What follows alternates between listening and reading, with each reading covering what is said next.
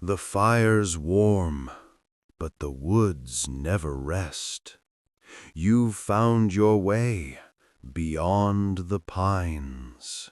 We left Wisconsin before sunrise. We traveled in silence. Mia sat up front, watching the road through a cracked windshield. Sam kept replaying Chris's voicemail in her earbuds. Ruby and Evan were half asleep in the back seat. The air smelled like wet clothes and gas station coffee. By mid-morning, the rain turned steady. Highway signs pointed south toward the mountains. Every so often, a white truck passed us, with no plates or markings. We stopped for gas near the state line. The clerk said there'd been an accident in the hills, and that the highway was closing. "Chemical spill, maybe," he said. "Best stay put for a while." Back in the car, Sam watched another of those trucks roll past and said, "That's the third one in 10 minutes. Kind of strange, huh?" Mia said, "Could be cleanup crews." "Yeah," Sam said. "Or something they don't want us near." I didn't answer. A few miles later, the radio cut to an emergency tone. "Attention motorists. Due to a hazardous incident on Highway 74, all southbound travel beyond mile marker 212 is suspended. Please await further instruction." The sky ahead was the same color as the asphalt. When the flashing lights appeared, I slowed. A trooper in a respirator mask waved us off the road. Behind him were more of the white trucks, parked bumper to bumper. "Road's closed," he said. "Chemical incident up the grade. Closest detour's 50 miles east. There's a motel 2 miles back still open. Stay there until we clear it." "What kind of chemical?" I asked. "Not one you want in your lungs." He walked off before I could ask anything else. Mia looked at me. "So, motel?" "Yeah," I said. "Motel." The motel sat between a feed store and a closed diner. 8 rooms, all the same cracked siding and flickering porch lights. We took 2. The girls in one, us in the other. Inside smelled like damp carpet and lemon cleaner. The kind of clean that tries too hard. Mia dropped her bag on the bed and tested the mattress. "Could be worse," she said. Ruby snorted. "You say that every time." Evan laughed once, tired. Still not wrong. Sam flipped through channels until the TV landed on a local news station. Same anchor on repeat, showing flashing lights on a mountain highway. "Chemical spill," the anchor said. "Shelter, in place, advisory." Nobody said anything for a while. The sound filled the room like static. Ruby finally spoke. "Temporary advisory. That's how they say they don't know what they're doing." Mia sat cross-legged on the bed, hair still damp from the rain. "They always make it sound calm. Keeps people from asking questions." Sam muted the TV. Chris said they were heading south. This could be them. I didn't look up. "Could be." She watched me. "He sounded awful in that recording." "Yeah," I said. "But he's alive." Ruby leaned against the dresser. "Alive and telling us to bring fire." That part keeps replaying in my head. No one had an answer for that. Outside, a truck idled for a few minutes, then shut off. The quiet after was too complete. Evan pulled the curtains just enough to see out. Still raining. "Still better than Wisconsin," I said. He smiled a little. Low bar. The TV flickered again, picture twisting before settling on a color test pattern. A new voice came through calm, even, almost bored. "Residents are advised to remain indoors. This is a precautionary measure only. Do not attempt to travel until further notice." That tone people use when they don't want you to panic but already have a reason to. Mia whispered, "They're not saying everything." I muted it again. The picture stayed, all colors and no meaning. The TV stayed on that color screen, humming low. Outside, the neon sign flickered once, then steadied again. Mia yawned and leaned against me, her head warm on my shoulder. For a few minutes, nobody spoke. It was just another night on the road, or that's what we told ourselves. It was raining when I woke up. Light, steady. The clock on the nightstand said 6:14. Mia was still asleep beside me. I slipped out of bed and cracked the door when Sam knocked. She had a paper cup from the lobby. "Coffee's terrible," she said, "but it's hot." Ruby and Evan came in a minute later. Everyone looked tired. The TV was still on from the night before. Same anchor, same footage of flashing lights on a mountain road. Mia sat up and rubbed her eyes. They're still calling it a chemical spill? Sam nodded. New phrase this morning. Atmospheric containment event. Whatever that means. Evan pulled the curtain back. The parking lot was slick and gray. Doesn't look like much of anything out there. Ruby leaned on the dresser. Normal's what they call it before they admit it's not. Then the broadcast changed. The anchor's voice cut out, replaced by a recording. A man spoke calm, clipped, not local. All routes through the western ridge remain closed until further notice. Please comply with local instructions. This is a temporary measure to ensure public safety. The anchor came back right after, voice shaky. Mia frowned. That didn't sound like the same guy as last night. Sam tilted her head. No, that sounded military or corporate, I said. Nobody said anything after that. The lights flickered once, just a blink. Outside, an engine slowed near the lot, waited, then rolled off. Mia reached for my hand. He said Western Ridge. That's where we were headed. Yeah, I said. And temporary. That word again. Sam sipped her coffee. They're setting up a perimeter. Always start with road closures. Ruby crossed her arms. Then what? Then they tell everyone to stay calm, Sam said. The TV switched to a commercial bright meadow. Kids running, no sound. Didn't look like this place. By noon, the rain had stopped. The sky was still gray, but at least it wasn't pouring anymore. Mia sat at the small table, chewing on a cold bagel from the lobby. Sam had her laptop open, no signal. Ruby and Evan were downstairs trying to trade the coffee maker for more towels. The TV played on mute. Same emergency loop, same crawl at the bottom. Shelter in place until further notice. I looked out the window. The lot was half empty now. A couple cars gone, a new one parked 2 doors down. Mia came over. Guess someone checked in. Looks that way. She leaned closer to the glass. That car wasn't here last night. The door in front of it 2B was cracked open a few inches. Curtain shut tight. Sam looked up. You two spying on the neighbors again? Door's open, Mia said. Sam joined us. Maybe they're just airing it out. Then we heard it.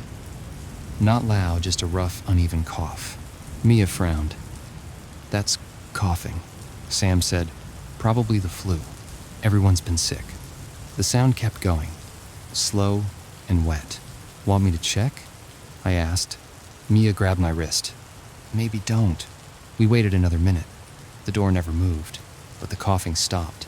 Ruby and Evan came back in, towels over their shoulders. Someone downstairs left their window open, Ruby said.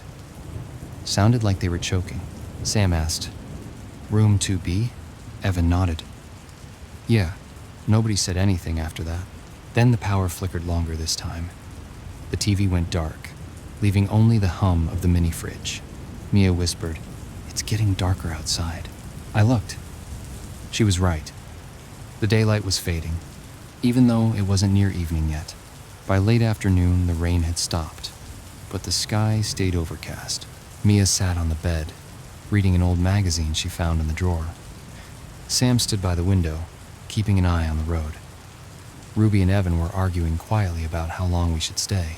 I'm not sitting here all night, Ruby said. Road's closed, Evan told her. You heard them. Yeah, that was hours ago. Sam didn't look away from the window. It's not about time. It's about what's still out there, I said. We'll go when it makes sense, not before. That ended the argument. A few minutes later, the lights blinked on, off, then on again. The fridge rattled. The TV flashed white before switching to static. Sam said, That's not weather. The hallway light outside our room was flickering too. Mia stood up. Generator? Ruby said, This place barely has plumbing. Evan opened the door a few inches and looked out. Power's out down the hall. I stepped beside him. The lights near the office were still flickering, but farther down, it was dark. Then, we heard it, not coughing something else. A short scrape, like metal on concrete. It came from past 2B. Evan shut the door. Probably the sign outside. Yeah, I said, though the sign was too far away to sound that close. The TV static changed pitch higher for a few seconds, then lower again. Sam said, "Static doesn't do that." The lights went out completely. For a moment, the only sound was wind under the door and the hiss from the TV. Then the screen flashed once, showing something white and fast, too quick to see, then black again. Mia grabbed my arm. "Did you see that?" "Yeah," Ruby whispered. "What was it?" I didn't answer. The TV stayed dark, but the static kept going soft, steady, almost like it was breathing. The lights never came back on. After a while, our eyes adjusted enough to see by the glow from outside. Something was still moving in the lot. We could see it through the blinds, just shapes and flashes of light, like headlights turning but never going anywhere. Ruby whispered, "You see that?" Evan nodded. "Yeah, someone's out there." Sam moved closer to the window. "Could be that truck from earlier," Mia said. "Or the guy from 2B. That shut everyone up." I pulled the curtain back an inch. The air outside looked thick, like fog was starting to build around the lamps.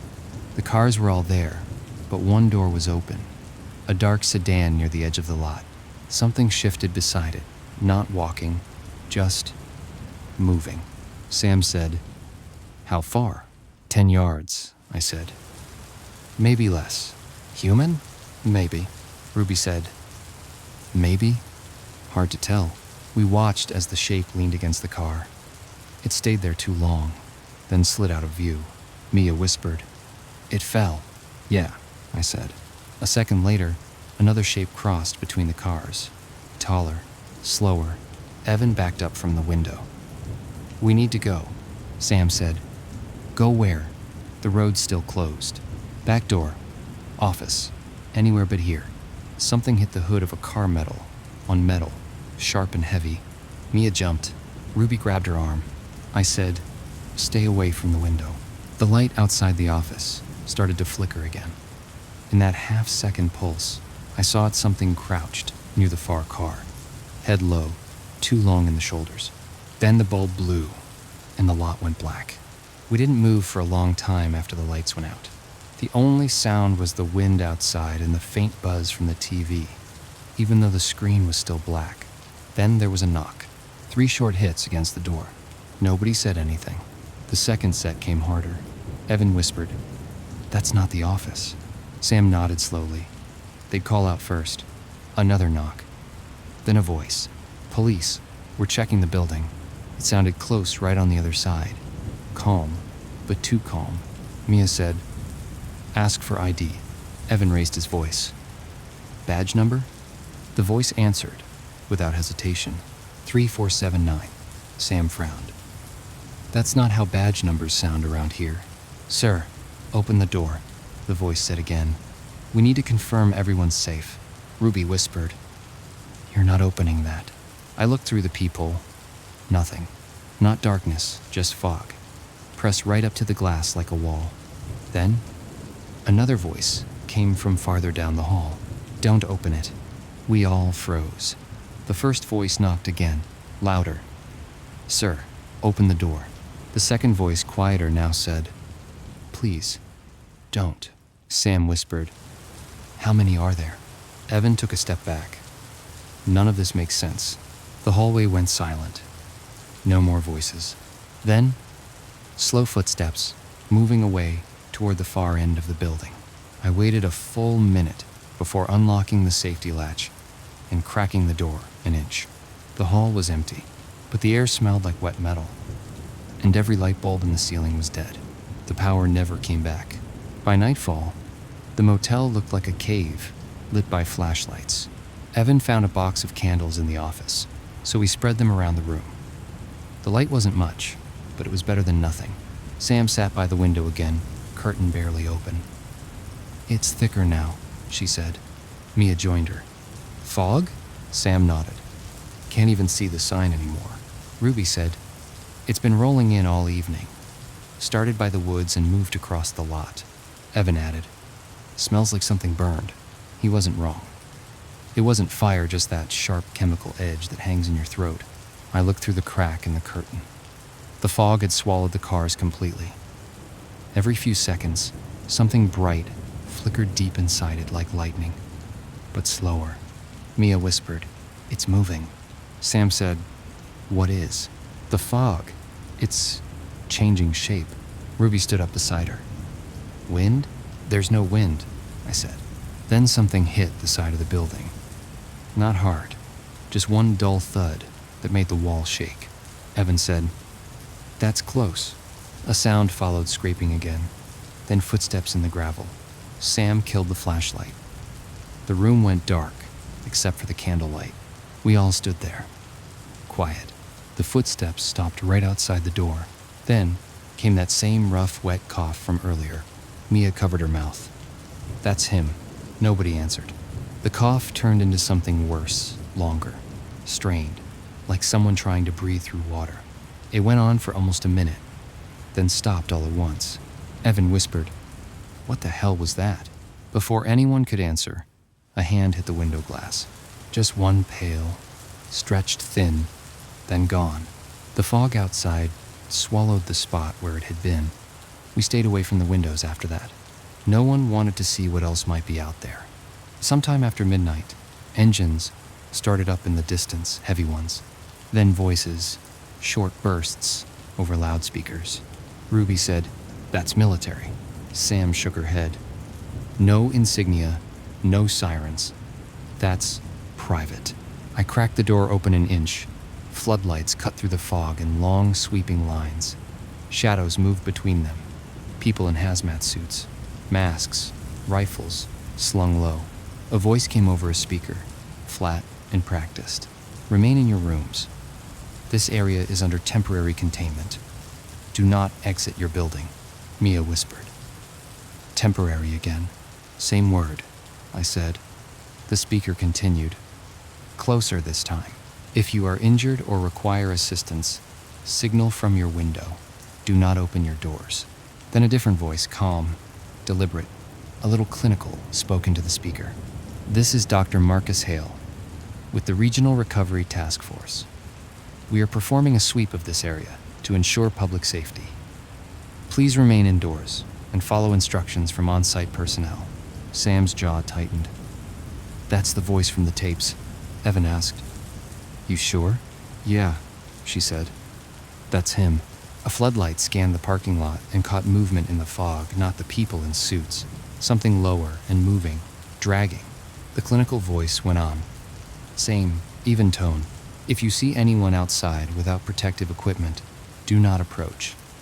Signal for assistance from your window and wait for trained personnel." Ruby said under her breath, "Assistance." That's one word for it. Then, a bright light hit the fog, and a sound like metal tearing cut through the night. One of the men shouted. A flashlight clattered and rolled across the lot. The speaker cut out. All that was left was the hum of the floodlights and the sound of something moving in the fog, slower now, but closer. After the floodlights went dark, no one spoke for a while. The motel was quiet again. Too quiet, considering what was just outside. Sam pulled her laptop onto the bed, hooking it to a portable scanner she'd been carrying since Virginia. She said it was a long shot, but it was better than sitting still. Mia whispered, "You think you can reach them?" "I'm not trying to reach them," Sam said. "I just want to hear what they're saying." The laptop hissed through channels, bursts of static, then silence. Every so often, a short tone cut through, like a pulse. Ruby sat near the window, flashlight in her lap. "They're jamming everything." "Not everything," Sam said. "Listen." The tone came again, 3 quick beeps, then a pause, then 2 longer ones. She wrote it down. Then it repeated. Evan leaned closer. "That code?" Sam nodded slowly. "Maybe. Or a pattern in the frequency." The screen flickered once, numbers flashing at the top. Sam muttered. 42.7. Same range as the Virginia lab. Mia looked at me. "That's Vale's channel?" Sam nodded. "It's encrypted, but it's open. Someone's broadcasting from inside their system. The tone played again, same sequence, but this time shorter, faster. Then, under the static, a voice muffled, distorted, but there. Tyler, Sam, we all froze. Mia said, "That was Chris." Sam turned the gain up. The voice came back weaker, but clearer. "They're not. Clean. It's in the fog." Then the signal cut out. The laptop went black. Sam hit the power button a few times. Nothing. Ruby said, "That was him. You heard it." Mia whispered, "He's still alive." I didn't answer. It was eerily quiet outside. We didn't try to leave after that signal. The fog had filled the lot. You couldn't see the cars anymore. Mia said, "What if it gets inside?" Sam checked the door. "It's sealed, as long as we don't open it. Air vents are fine." Ruby said, "You sure?" "No," Sam said, "but it's all we've got." A loud crash came from somewhere down the hall. Metal hitting concrete. Evan grabbed the flashlight and opened the door a few inches. Something fell. "Don't," Sam said, but he was already looking. We followed him out. The hall lights were still dead. The only glow came from our flashlights. Halfway down the hall, the sound came again, closer this time. A dragging noise, like someone pulling a heavy mop bucket. Then a voice, weak and strained. "Help, please." It came from 2B. Mia said, "That's him." I aimed the flashlight toward the doorway. The door was wide open now. Evan started forward. I caught his sleeve. Wait. Something moved inside the room. Slow, wet. The man from 2B crawled out. His skin was pale in spots and dark red in others. Parts of it hung loose, sliding as he moved. His hands were stretched, fingers split open like the skin couldn't hold together. He dragged himself halfway into the hall before stopping. Sam whispered, "He's breathing." He coughed deep, hard, and a thin spray hit the wall. The paint bubbled where it landed. Ruby gagged. "Jesus Christ. Back," Sam said. "Now." We ran to our room and slammed the door. Evan shoved the dresser against it. The coughing outside turned into a low scrape along the wall. Mia said, "He's still moving." Sam looked at the vents. "If that fog got in, he's not the only one." We listened. The scrape faded toward the other end of the building. Nobody spoke. We waited about 5 minutes after the sounds faded. No one talked. Evan finally said, "We can't stay in here forever." Sam kept her ear to the door. "We move when we know what's out there." A dull thud came from somewhere above us ceiling, maybe the next floor. Then another one, heavier. Mia whispered, "That's not footsteps." The air vent rattled once. A sour chemical smell drifted in. Sam covered it with a towel. Ruby said, "That smells from the fog." "Yeah," Sam said. "It's getting in through the ducts." We heard something slam down the hall, the sound of a door hitting the wall and sticking there. Evan aimed the flashlight through the peephole. "Can't see much." "Open it a crack," Sam said. He did. The hallway was darker than before. At the far end, one of the overhead lights flickered. Something was on the floor, a shape halfway between two doors. Mia said, "Is that the guy?" Evan nodded slowly. "Think so." The body twitched once. Then another shape leaned over it, tall, bent forward, arms spread like it was trying to lift him. Ruby said, "Close it." Evan pushed the door shut. It wasn't one of them in suits. Sam backed away from the door. "We need another room. Something without vents." "The laundry room," Ruby said. "No windows, just concrete." Mia grabbed the flashlight. "Then move." We pulled the dresser away and slipped out one at a time. The hallway smelled like bleach and metal. Every few seconds, a wet sound echoed from the far end. We passed 2B. The door was closed again. None of us touched it. At the end of the hall, Sam pushed open the laundry room door. Inside was a row of old machines and a floor drain. We closed the door behind us and set a chair under the handle. Evan whispered, "How long do we wait?" Sam said, "Until the lights come back, or someone outside stops screaming." No one laughed. The laundry room was small and hot. We killed the flashlights to save power. The only light came from a red exit sign in the corner. Mia sat against the wall, knees pulled up. Ruby paced.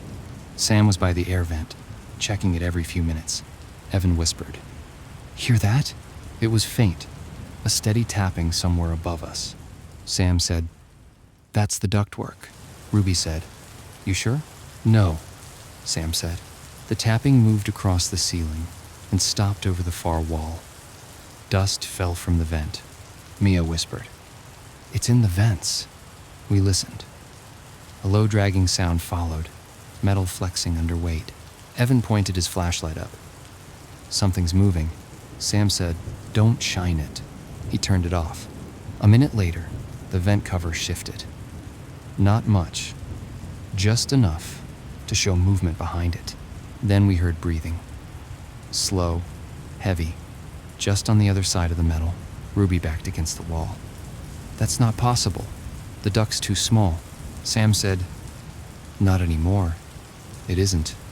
The vent popped once, the screws dropping to the floor, one by one. The cover bent inward, then stopped. Something pale pressed against the opening. It wasn't a hand, more like a cluster of fingers that never formed right. Mia gasped, "Oh God." Sam grabbed a wrench from the floor and slammed it against the vent. The thing pulled back fast, metal screeching as it went. We heard it crawl away through the ducts, heading toward another room. Nobody spoke. Evan said quietly, "If it's spreading through the vents, this whole place is gone." Sam nodded. "Then we stay sealed in and hope they burn it before it reaches town." We stayed in the laundry room for almost an hour. No one talked much. Then the noise started again. Engines, closer this time. A deep hum rolled through the walls. Sam said, "That's a generator." Mia moved to the door. "You think it's them?" Sam nodded. "Task force. They're setting up for a burn." Evan asked, "A burn?" "Standard containment. Fire, clears, whatever's in the fog." Ruby said, "Then we're in the middle of it." The hum outside grew louder. We heard boots on gravel, radios crackling, someone giving short orders we couldn't make out. Then a voice on a loudspeaker. "All structures within the zone are to remain sealed. This area will be neutralized in 10 minutes. Mia said, "Neutralized?" Sam said, "They're going to torch the whole motel." I checked the vents again. The metal was still warm from where the thing had pressed through earlier. Evan said, "If they light this up, the whole building goes." Sam opened the maintenance hatch behind the dryers. "There's a crawl space under here. We can ride it out if the main floor burns."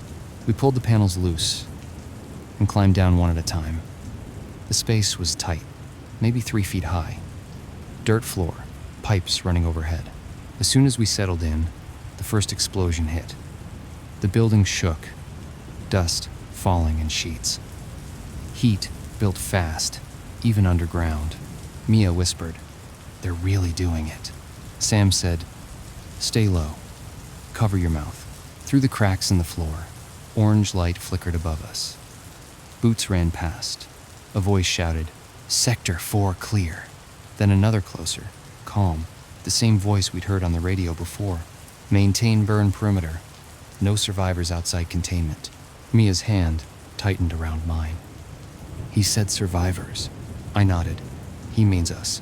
The heat lasted longer than any of us expected. When it finally eased, everything smelled like plastic and smoke.